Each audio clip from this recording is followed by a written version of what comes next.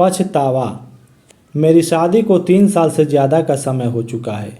मैंने arrange marriage की थी, लेकिन मैं हमेशा उस इंसान से शादी करना चाहता था जिससे मैं बहुत प्रेम करता था। यही एक वजह भी है कि अपनी पत्नी को धोखा देने के लिए मैं आज तक खुद को दोषी महसूस करता हूँ।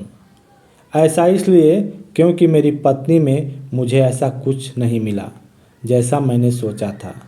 मैंने उसके प्रति कभी किसी तरह का कोई आकर्षण महसूस नहीं किया था।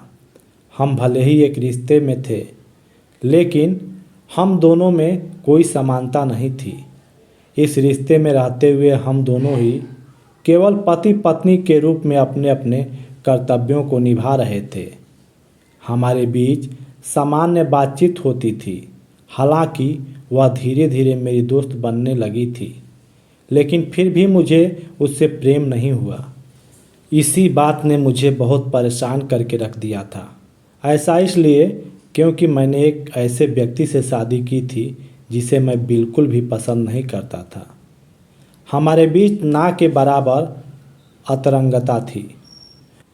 मैं यह तक नहीं जानता था कि वह मेरे बारे में क्या सोचती है, क्योंकि हम दोनों में से किसी ने भी कभी अपनी भावनाओं को एक दूसरे के सामने व्यक्त नहीं किया था। वह काफ़ी खुशमिजाज की थी, जिसकी वजह से वह बहुत कम समय में परिवार के सभी लोगों की पसंदीदा बन गई थी। लेकिन दुर्भाग्य से मेरे साथ ऐसा नहीं था। शादी के 1 साल बाद जब मैं काम के सिलसिले में अपने साथियों के साथ एक बार में गया, तो हम सभी ने अपनी अपनी शादीशुदा जिंदगी पर खुलकर बात की। हम सब बात ही कर रहे थे कि मेरी नज़र बार में बैठी एक दिलचस्प महिला पर पड़ी। वह देखने में काफ़ी सुंदर थी। ऐसे में जैसे ही उसने मेरी तरफ देखा, मुझे अचानक से उससे बात करने की इच्छा हुई। हम दोनों ने रात भर ढेर सारी बातें की। मेरी उसके साथ अंतरंग होने की इच्छा भी बढ़ने लगी थी। हालांकि उस रात हम दोनों एक दूसरे के करीब भी आ गए थे। अगले दिन जैसे ही मैं बिस्तर से उठा, तो मैंने महसूस किया कि मैं अपनी पत्नी को धोखा दे रहा हूँ। खैर, यह विचार बहुत जल्दी से गायब भी हो गया। जैसे ही वह महिला सोकर उठी, मैंने उसे एक बार फिर प्रेम किया। इस बार उसने मेरे लिए खुद को काफ़ी तैयार की, लेकिन इस दौरान मेरे दिमाग में उस गंभीर गलती के बारे में ही विचार घूम रहे थे जो मैंने की थी। मैंने मन ही मन कहा कि मैं अपनी पत्नी को कभी भी इस सब के बारे में पता नहीं चलने दूंगा।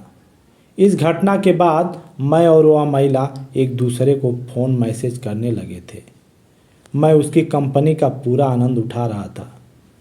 मैं न केवल अपने जीवन का सबसे अच्छा समय बिता रहा था, बल्कि मुझे इस बात से कोई फर्क नहीं पड़ रहा था कि मैं अपनी पत्नी को धोखा दे रहा हूँ। हालांकि कुछ दिनों बाद मेरा उस महिला से संपर्क खत्म होने लगा। उसने मेरे कॉल मैसेज का जवाब देना बंद कर दिया था। मेरे लगातार 4 दिनों तक फ़ोन करने के बाद उसने मैसेज करके कहा कि वह अब मेरे साथ नहीं रहना चाहती है। मुझे इस बात से इतनी नफरत होने लगी कि उसने मेरा इस्तेमाल करके मुझे तुरंत छोड़ दिया। मैं उस पर गुस्सा करने के बजाय खुद को बेशर्म और दोषी महसूस कर रहा था। उस महिला के छोड़ जाने का दुख मुझे मन ही मन खाए जा रहा था। मुझे इस दौरान यह महसूस भी हुआ कि मैं अपनी पत्नी को खुलेआम धोखा दे रहा था। हालांकि इस घटना के बाद मेरी पत्नी के लिए मेरा सम्मान बढ़ने लगा। उसका प्रेम और देखभाल मुझे उसके करीब ला रहा था। तब मुझे एहसास हुआ कि दूसरी महिलाओं के पीछे भागने से अच्छा अपनी पत्नी को प्रेम करना है। बिस्तर पर मेरी पत्नी होनी चाहिए थी, कोई दूसरी महिला नहीं। मुझे अपनी पत्नी से शुरू से ही प्रेम करना चाहिए था, लेकिन मैंने ऐसा नहीं किया था। खैर, अब मुझे उसके लिए अपने गहरे प्रेम का एहसास हो चुका है। अब मैं उससे बहुत प्रेम करता हूँ।